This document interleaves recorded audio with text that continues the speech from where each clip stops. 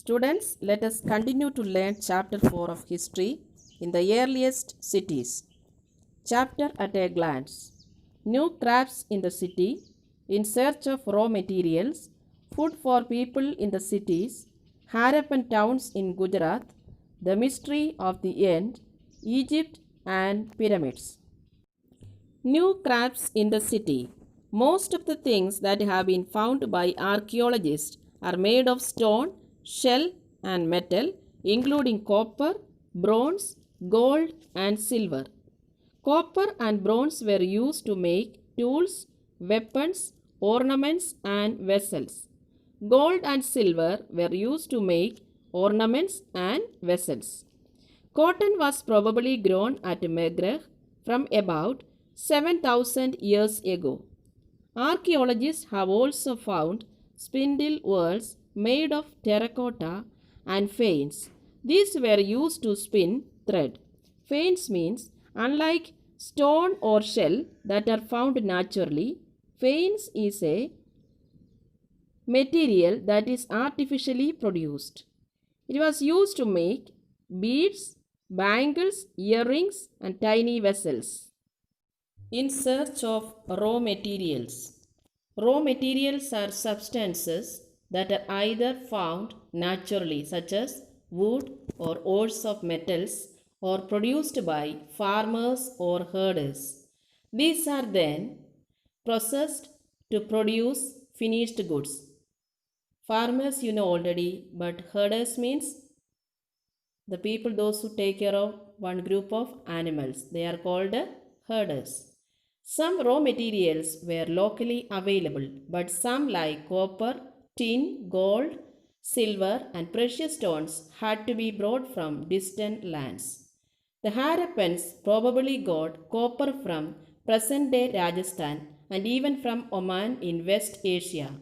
Oman and Afghanistan and Iran were among the distant lands. Food for people in the cities. People living in countryside grew crops and reared animals. Wheat, barley, pulses, peas, rice, sesame, linseed, and mustard were the major crops grown by the Harappans. Plough was used for turning soil and planting seeds. They developed a new tool, the name of that is the plough. The provisions for irrigation were made by storing water. Collecting fruits, fishing, and hunting was practiced. Harappan towns in Gujarat. The city of Dholavira had ample fresh water and fertile soil. The city was divided into three parts, each surrounded by massive stone walls with entrances.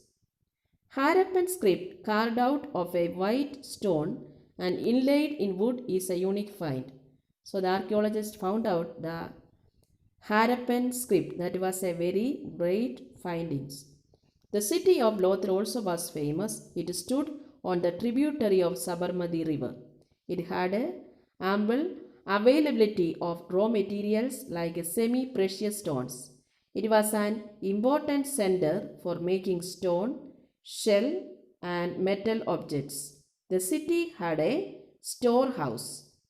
Seals and ceilings also found out in this area. Seals and ceilings. Ceilings were used in ancient times for trade.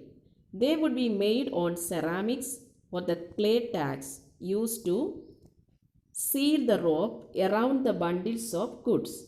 Harappan seals reveal the script, trade, religion, and beliefs of the people. The mystery of the end. Around 3,900 years ago, we find the beginning of a major change. People stopped living in many of the cities. Writing, seals, and weights were no longer used. Raw materials brought from long distances became rare. In Mohenjo-daro, we find that garbage piled up on the streets, the drainage system broken down, and new, less impressive houses were built even over the streets. Do you know, children, why did all this happen? There are reasons for that. Let us see the reasons. Some scholars suggest that the rivers dried up. Others suggest that there was deforestation. This could have happened because fuel was required for baking bricks and for smelting copper ores. Besides, grazing by large herds of cattle, sheep, and goat may have destroyed the green cover. In some areas, there were floods. These are the reasons for the end of the Harappan cities and the Mohenjo-daro. All this happened because of all these reasons. Egypt and pyramids. Around 5000 years ago, kings ruled over Egypt. These kings sent armies to distant lands to get gold, silver, ivory, timber, and precious stones. They also built large tombs known as pyramids. So, what are pyramids? Pyramids are the large tombs.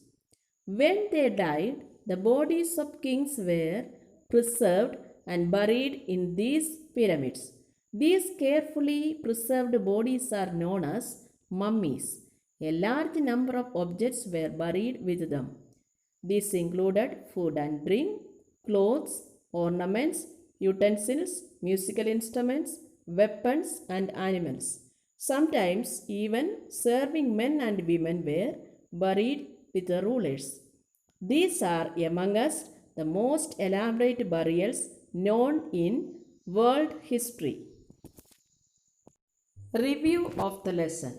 Copper and bronze were used to make tools, weapons, ornaments, and vessels. Gold and silver were also used to make ornaments and vessels. Cotton was probably grown at Megra from about 7000 years ago.